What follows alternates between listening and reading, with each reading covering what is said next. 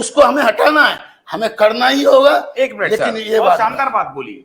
नहीं नहीं नहीं, एक मिनट, एक सेकंड सर, मेरे को बोलने दीजिए। मुझे ऐसा लगता आप है, मेरे को एक सेकंड बोलने दीजिए सर। आप यथास्थितिवादी हैं। गाय में भी हाँ, भैंस में भी हाँ, इनको भी मिला के चलो, इनको भी मिला के चलो।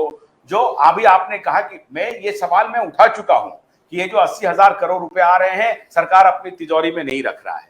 भाई मैं तो आपसे ये पूछ ही नहीं रहा हूं कि 9,000 करोड़ रुपए के प्लेन की क्या आवश्यकता है। उस पर बहुत लंबी बहस हो जाएगी, बहुत लंबी बहस हो जाएगी शिव प्रकाश जी, बहुत लंबी बहस हो जाएगी। अनवांटेड जहां जहां खर्चे हो रहे हैं उस पिलफरेज पर हम लोग चर्चा कर सकते हैं। हमारा सवाल है जो बेसिक बात समझिए, जो कि हर दिन एक छोटे से छोटे आदमी और बड़े से बड़े आदमी को भी तकलीफ दे रहा है, वो है डीजल पेट्रोल। और उसका जब आपको नुकसान, आप देखिए शिव प्रकाश जी, मैं आपको एक और बात बताता हूं, हर बार इलेक्शन से पहले 2 महीने पहले 3 महीने पर कम क्यों हो जाता है? कैसे हो जाता है प्राइस कम? क्योंकि उनको वोट लेना होता है। तब तक वो कलेक्ट कर चुके होते हैं, तब तक वो पैसा कलेक्ट कर चुके होते हैं, क्योंकि उससे उसका पूरा कर लेते हैं। तो सवाल है कि आप इस तरह से जो बोल रहे हैं कि भाई ये भी हाँ वो भी हाँ, दोनों को मिला करके चलो, और आप कह रहे हैं कि 80,000 करोड़ में से जो एलोकेशन है आपके पास इसका कोई जवाब नहीं है कि लिथियम आप इंपोर्ट कर रहे हैं, कॉपर आप इंपोर्ट कर रहे हैं और डीजल और पेट्रोल से ज्यादा उस पर पैसा दे रहे हैं। क्या साहब ये है बात, लिथियम और कॉपर जो इंपोर्ट कर रहे हैं?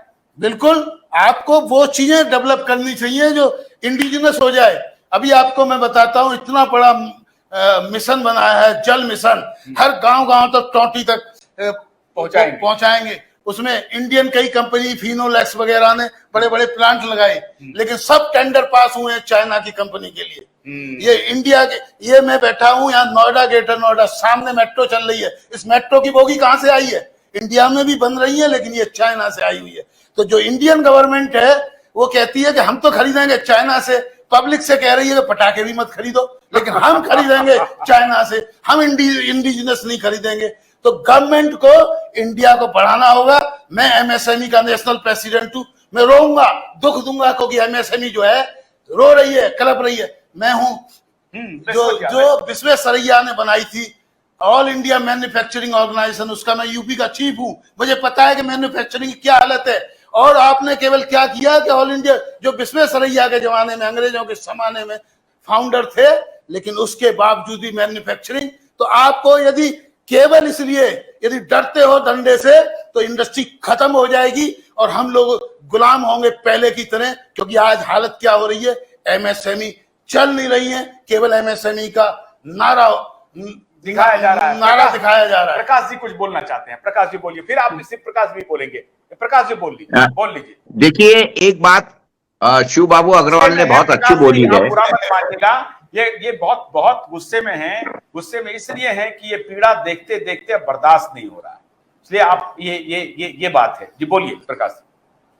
नहीं देखिए ऐसा है, शिव बाबू ने एक अच्छी बात बोली जब कि जो हम लोग इंपोर्ट करते हैं या उसके ऊपर हालांकि जो है इंपोर्ट ड्यूटी लगाना चाहिए। अगर खेती का माल इंपोर्ट हो रहा है, क्या आपको पता है कि जापान के अंदर अगर कोई चावल इंडिया से भेजना चाहता है तो जापान गवर्नमेंट ने वहां पर वो चावल के इंपोर्ट के ऊपर 1000% ड्यूटी लगा के रखी है, 1000%।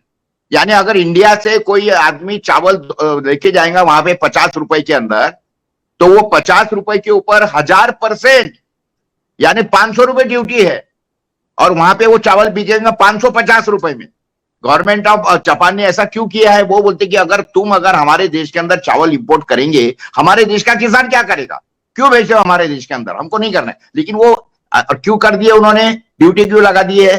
क्योंकि तुम किसको रोक नहीं सकते हो हमारे कोई भी देश में, क्योंकि अगर तुम वर्ल्ड ट्रेड ऑर्गेनाइजेशन के मेंबर हुए हैं तो तुम्हारे को इंपोर्ट एक्सपोर्ट के ऊपर बैन लगा नहीं सकते हो। हाँ, लेकिन तुम टैक्सेशन कितना लगाना है वो गवर्नमेंट फ्री है उतना उसके लिए लगाने के लिए। तो इन्होंने क्या कर दिया, 1000% इंपोर्ट ड्यूटी लगा दिया। और हमारे गवर्नमेंट ने क्या कर दिया है, हमारे गवर्नमेंट ने एक्सपोर्ट के ऊपर ड्यूटी लगा दिया कि प्याज तुम बाहर नहीं भेज सकते हो, चावल तुम बाहर नहीं भेज सकते हो, तुम कृषि उपज जो हमारे देश की जो है वो तुम बाहर नहीं भेज सकते हो। क्यों नहीं भेज सकते भाई?